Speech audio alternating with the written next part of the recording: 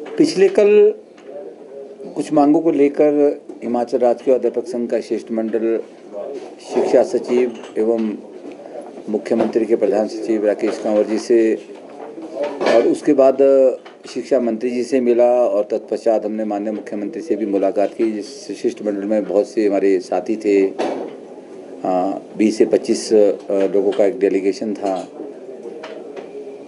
हमने अलग अलग स्तर पर जो ज्वलंत मुद्दे थे हमारे, जो बड़े लंबे समय से चल रहे थे, उसको लेकर हमने अपनी बात कही। सबसे पहले परसों जो एक हमारी 642 प्रवक्ताओं की सूची पदोन्नति की निकली है, उसको लेके हमने सरकार का, शिक्षा सचिव का धन्यवाद किया, शिक्षा मंत्री जी का धन्यवाद किया, क्योंकि 2 साल के अंतराल में पदोन्नति नहीं हमारी हो पाई है। लंबा इंतज़ार हर वर्ग के शिक्षक पदोन्नति के लिए कर रहे हैं, और जिससे एक तरफ तो हमारी जो शिक्षा का ढांचा है, स्कूलों में जो हमारे पोस्ट है वो वैकेंट चल रही है। आज भी बहुत सी पोस्टें वैकेंट चल रही है, और जिस कारण आप देख रहे हैं कि हमारे बहुत से स्कूल बंद हो रहे हैं। जो एक बंद होने की प्रक्रिया है, बंद इसलिए हो रहा है कि बच्चे स्कूलों में नहीं है। कहने का तात्पर्य था कि बच्चे नहीं है तो इसलिए हम स्कूल को मर्ज कर रहे हैं, उसको डी-नोटिफाई कर रहे हैं, स्ट्रेंथ कम हो रही है। पर लेकिन उसका जो वास्तविक जो उसका कारण है वो कुछ और है। वास्तविक कारण ये है, जिस स्कूल के अंदर फिजिक्स का लेक्चर 2 साल से नहीं है या बायो का लेक्चर 2 साल से नहीं है, उस स्कूल से सारे बच्चे पलायन कर जाते हैं। मजबूरी है उन बच्चों की, क्योंकि वो एक साइंस स्ट्रीम एक ऐसी स्ट्रीम होती है कि वहाँ बच्चा बिना किसी सब्जेक्ट का, अगर एक भी टीचर नहीं है किसी सब्जेक्ट का, तो बच्चा वहाँ पे नहीं कंटिन्यू कर पाता। कोई पेरेंट्स उस स्कूल में बच्चे को नहीं रखता, तो वो सारे बच्चे वहाँ से पलायन कर जाते हैं। तो एक वक्त आता है कि स्कूल जो है 0 इनरोलमेंट हो जाती है, और सरकार को बोलने के लिए बड़ा आसान हो जाता है कि वहाँ पे साइंस के बच्चे नहीं है, इसलिए साइंस स्ट्रीम बंद कर दो, या और सब्जेक्ट के टीचर नहीं है, बच्चे नहीं है, तो उसको स्कूल को डी-नोटिफाई कर दो। ये जो एक सिलसिला चला, इसका एक कारण ये भी हमने सरकार को, माननीय मुख्यमंत्री को, माननीय शिक्षा मंत्री को हमने इससे अवगत कराया कि ये भी एक कारण है जो हमारे सरकारी स्कूल की इनरोलमेंट घटी है। तो एनी हो, अच्छा प्रयास सरकार का था कि हमारी एक बड़ा अच्छा लॉट निकला, उसके लिए हमने सरकार को बधाई दी। लेकिन उसके अंदर साइंस स्ट्रीम का कोई भी पदोन्नति नहीं हुई। बड़ी दुर्भाग्यपूर्ण बात है। क्या हिमाचल प्रदेश के अंदर हम साइंस पढ़ाना ही नहीं चाहते? क्या हिमाचल प्रदेश के अंदर सारी जितने भी पद है, क्या वो साइंस के सारे स्कूलों में भरे जा चुके हैं? ये एक विचारणीय प्रश्न है। इसको लेके भी हमने चिंता जाहिर की कल, कि साइंस स्ट्रीम की पदोन्नतियां क्यों नहीं हुई है, वो होनी चाहिए थी।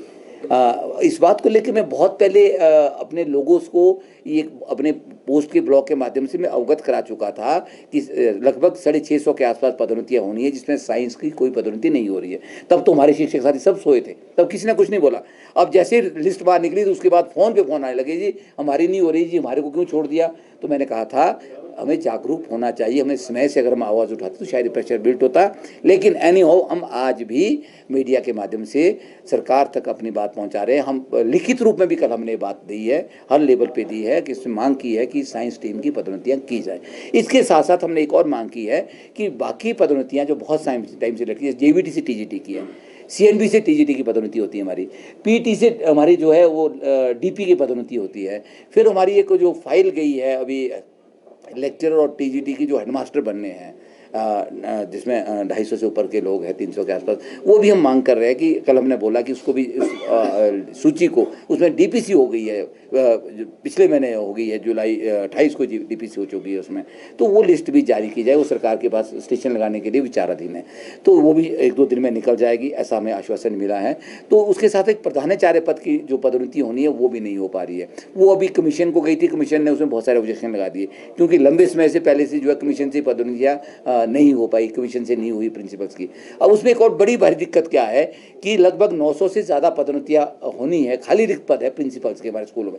बहुत बड़ी बात है, 1800 में 900 पद खाली है, ज़्यादा है, 1000 के आसपास हो गए, जिसमें 600 जो पद है वो हेडमास्टर कोटे के बनते हैं पदोन्नति के लिए। जो हेडमास्टर का पैनल गया है वो 450 का गया हुआ है, और मजे की बात है उसमें 450 में भी 150 लोग रिटायर हो चुके हैं उस पैनल के अंदर, वही कमीशन ने पूछा है। तो इस बात को लेकर भी हमने कल माननीय शिक्षा मंत्री, शिक्षा सचिव और मुख्यमंत्री को अवगत कराया कि जो पैनल हमने भेजा है वही फॉल्टी है। उसके बाद 2023 के जो मुख्याध्यापक है वो एलिजिबल हो चुके हैं, लगभग 250 के आसपास लोग हैं, उसमें भी 250 में से बहुत से हेडमास्टर रिटायर हो चुके हैं।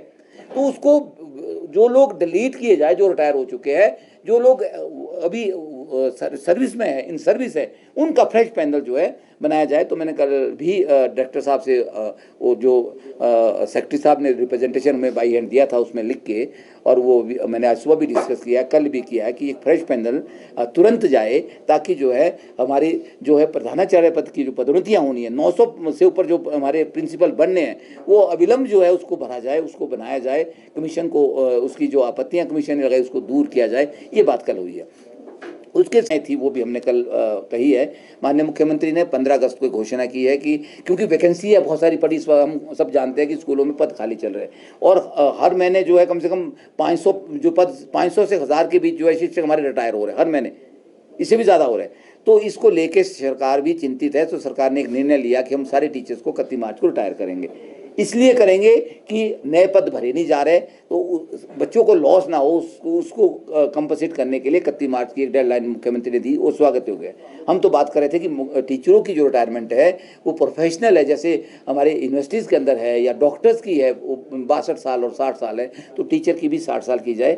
एनी हो, 31 मार्च की जो बात कही थी, तो क्या वो हम मांग कर रहे थे, कल जानना चाह रहे थे, क्या जो भी अगस्त में रिटायर होने हैं टीचर्स, क्या उनको भी जो है अगस्त के बजाय मार्च में रिटायर किया जाएगा, या इनको अगस्त में रिटायर होना है क्योंकि समय अब कम रह गया है। तो इसको लेके शिक्षा सचिव ने भी कहा, मंत्री जी ने भी कहा कि हम जल्दी इस सिलसिले में 1-2 दिन में अधिसूचना जारी हो जाएगी, क्लियर हो जाएगी सारी स्थिति। तो हम उम्मीद करते हैं कि जो ये 31 मार्च की जो बात हुई है, तो इसके ऊपर स्थिति सरकार क्लियर करेगी और अधिसूचना जारी हो जाएगी 1-2 दिन में। ये मैं कहना चाहता हूँ अपने शिक्षक साथियों को। और उसके साथ साथ हमने एक बात और कही कि जो ट्रांसफ़र की बात चल रही है, ट्रांसफ़र बंद हो गई है पूरी तरह से, ऐसा हुआ नहीं, पर अच्छी बात भी है। पर लेकिन इसके साथ साथ एक दूसरा मानवीय पहलू भी आ जाता है।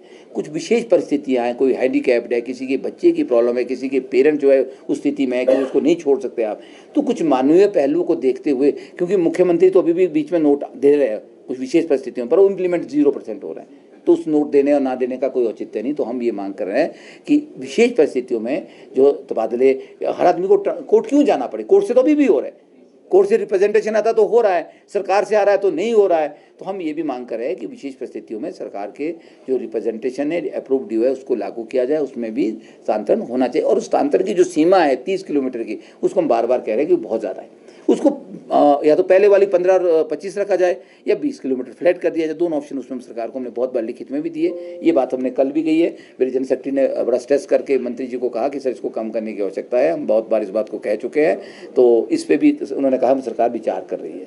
ये बात कल हुई है। और सबसे ही बड़ा जो ज्वलंत मुद्दा है वो है कर्मचारियों के से जुड़ा, नॉट ओनली टीचर्स, वो सभी हमारे जो समस्त कर्मचारी है, वो DA का मुद्दा है। उस बात को लेके भी हमने लिखित में भी दिया है, सब स्तर पे हमने कल बात भी की है, माननीय मुख्यमंत्री से बात हुई है। तो उसमें हम ये कहना चाह रहे हैं सरकार को, माननीय मुख्यमंत्री को कल मैंने इस बात को कहने का प्रयास किया कि आपने कोई कमिटमेंट अपने बजट भाषण में विधानसभा के अंदर कही है, जो विपक्ष भी कह रहा है।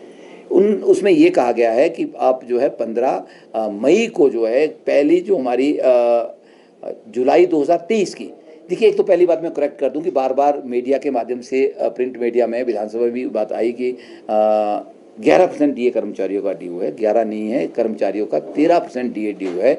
जनवरी 2025 का भी भारत सरकार ने 2% DA जारी कर दिया है, और भारत सरकार जो है जुलाई 25 का भी जारी करने वाली है। तो वो DA की जो हमारी बकाया राशि है वो 13% से बढ़ के भी 17% पे जाने वाली है कुछ दिनों के अंदर। तो हम ये मांग कर रहे हैं, हम समझते हैं कि सरकार की वित्तीय स्थिति बेहतर नहीं है। माननीय मुख्यमंत्री इस बात को बार बार कह रहे हैं, स्थिति ठीक हो जाएगी तो हम क्या करेंगे, कर्मचारियों को DA दे देंगे। निश्चित स्थिति नहीं है। निश्चित समय उन्होंने एक दिया था विधानसभा के अंदर, और मैंने जुलाई माह में माननीय मुख्यमंत्री को एक शिष्टमंडल के साथ सचिवालय के अंदर हमने इस बात को कहा था कि माननीय मुख्यमंत्री जी, कर्मचारियों में बहुत रोष है, क्योंकि आपकी जो एक कमिटमेंट होती है मुख्यमंत्री की, वो भी विधानसभा के अंदर बजट भाषण के अंदर आपकी कमिटमेंट थी। आपने कहा था कि मैं 3% जो DA जो है वो मई में दूंगा, और उसी वक्त हमने आपको करेक्ट कराया था कि जो 2023 जुलाई का DA है वो 3 नहीं है, 4% बनता है, तो आप 3 की जगह उसको 4% करें। वो करेक्शन तो हुई नहीं, पर लेकिन आपने उसको 3% भी नहीं दिया। तो ये बड़ा ही मुझे लगता है बहुत ज़्यादा एक ऐसी स्थिति कर्मचारियों के अंदर है, कर्मचारी बड़ा निराश है आज की डेट में।